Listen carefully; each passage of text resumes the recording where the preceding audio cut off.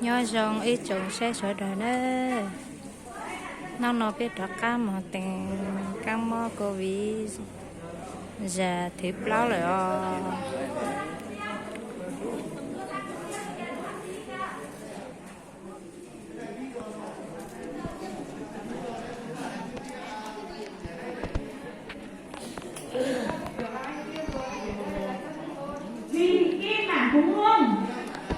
mong mà trong chập rồi đấy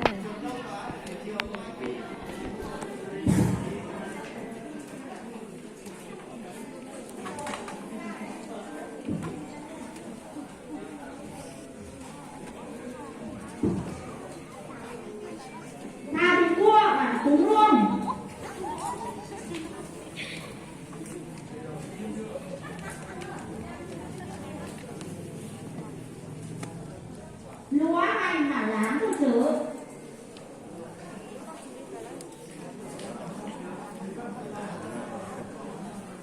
lúa hành lưu thị mang bản đúng luôn lưu thị mang bản đúng luôn lý thị hủ bản miếng câu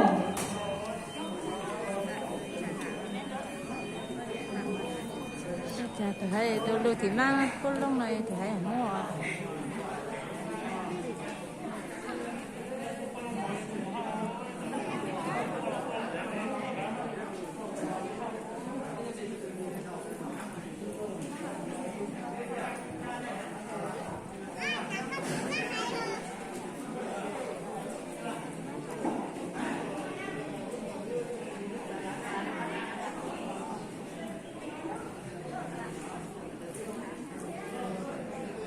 Giang thị dở bản liếng câu Giang thị dở múa mạnh bản láng của chữ múa mạnh là láng của chữ lý thị tu bản liếng câu lý thị Hà Nhà bản liếng câu hả?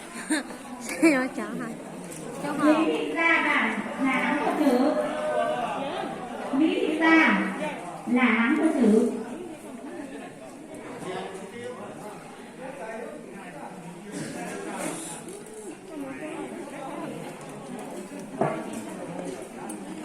Lưu thị mang là nắng của mua Lưu thị mang nắng của mua 578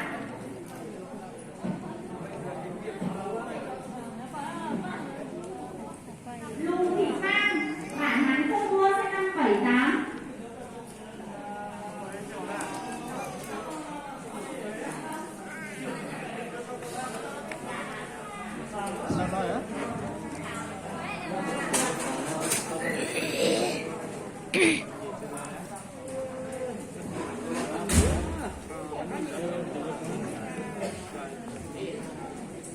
Giang say bản án của chữ nàng gạo ít lip lo lại nè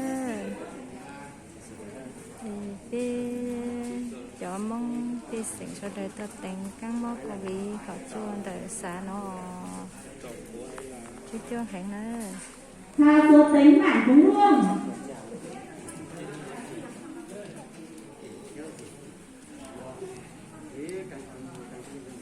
múa sử bản là án của chữ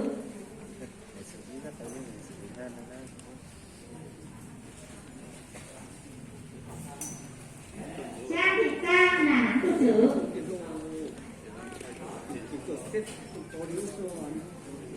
múa cả miếng câu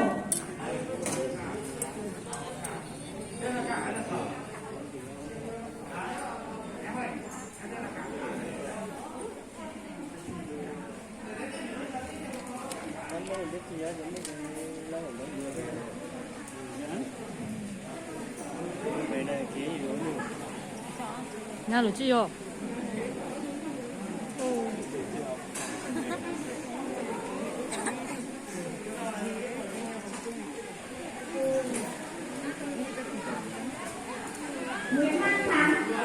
Phú Hương.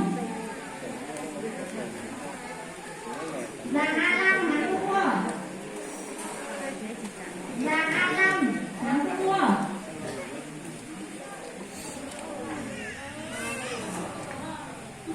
Lý Thị Phấy Phú Hương. Lý Thị Phấy Phú Hương.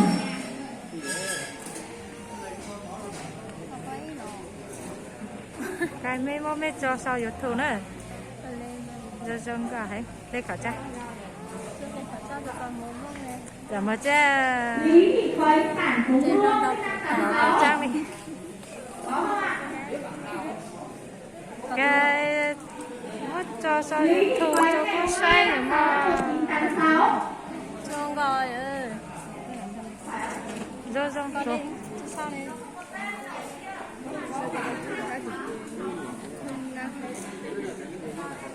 quay còn mất cho sao YouTube nên chỉ còn lại quay là sự chút nữa cái tata cái sư Lưu Thị Linh Bản quay Phú cho Hương. máy xem nào Sinh năm 76. Lưu Thị Linh.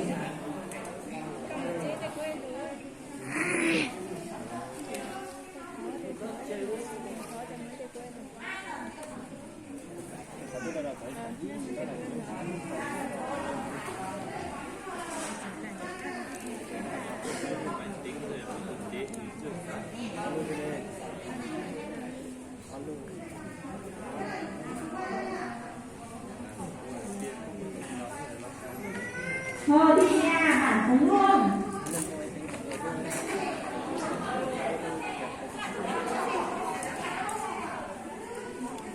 Hồ Thị Nhà Bản Phú Hương.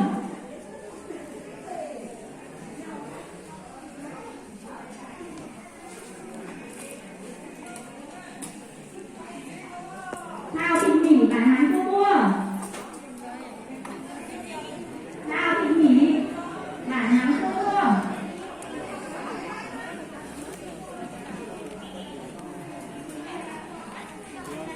Giang Thị Mang là Hán Thủ Chữ. Giang Thị Mang là Hán Thủ Chữ. Sinh năm 94. không nặng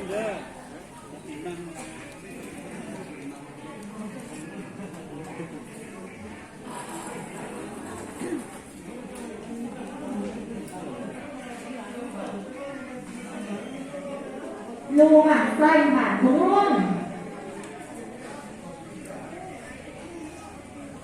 Lưu Thái Xanh Bản Phú Hương.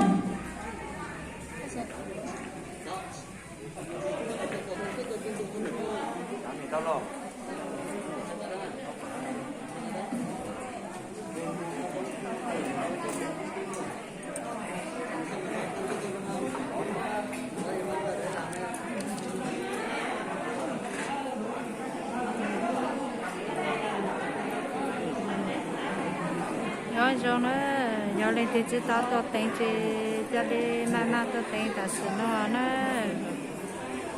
dùng bảo nó xử thì dùng chỉ được